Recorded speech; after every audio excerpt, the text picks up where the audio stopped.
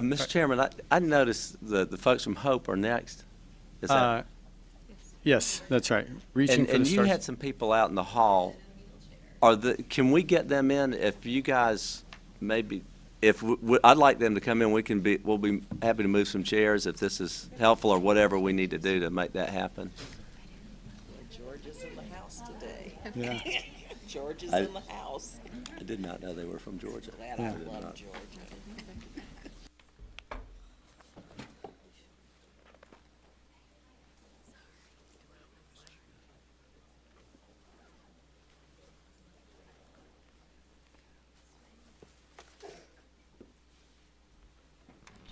We invite Cynthia Frisina, then, the Executive Director, Reaching for the Stars, Foundation of Hope for Children with Cerebral Palsy.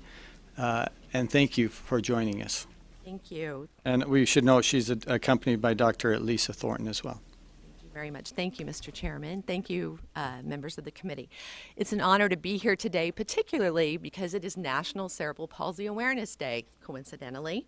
And we are very glad to be here speaking on behalf of the 800,000 Americans and more than 17 million people worldwide with cerebral palsy. I'm Cynthia Frisina. I'm the mother of a daughter with cerebral palsy and head of Reaching for the Stars, the largest nonprofit foundation in the world, actually, led by parent volunteers. With me is Dr. Lisa Thornton, who's also on the executive board of the American Academy for Cerebral Palsy and Developmental Medicine. Today we're here to ask Congress to help us. What we're asking is to take all steps necessary to establish a two-prong cerebral palsy research initiative, specifically allocating $10 million in dedicated funding to the CDC to conduct research into the causation and prevalence of cerebral palsy, leveraging the existing infrastructure that already exists, and $30 million for high-priority NIH funding for translational CP research.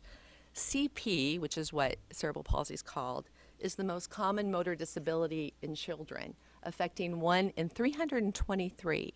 10,000 babies every year are born with cerebral palsy, and there's no known cure right now, and no cause has been researched. We find this quite astounding. Some children with CP can walk, and people with CP, but others, and you see many of them in this room right now, are trapped in bodies that don't work correctly. They can't talk, and there's not the research being done right now to help them. The reason I'm here started 13 years ago. When my daughter was born 3 months prematurely, she was in the NICU for 4 weeks. We hoped that she was going to be okay.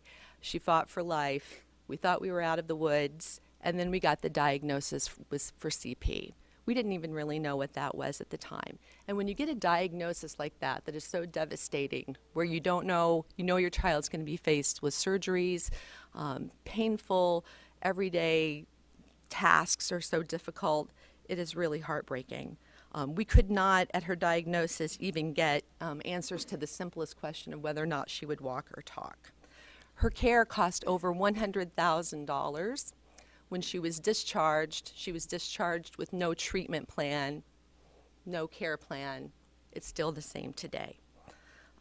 Unfortunately, our situation is all too common. So we decided to do something about it. We formed our foundation, which is now the largest in the world, and we have families all over looking for answers. Cerebral palsy currently does not have any standard protocol. There's no treatment plan. There's been no talk of recovery until just recently, and there is no current cure. Despite the number of Americans impacted by cerebral palsy, there is zero dedicated public research funding for it at NIH or CDC.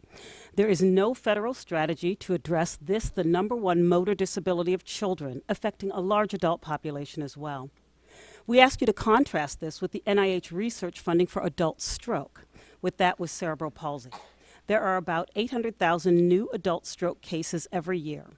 In 2013, stroke received $282 million in NIH research funding, equating close to $24,000 per adult stroke case.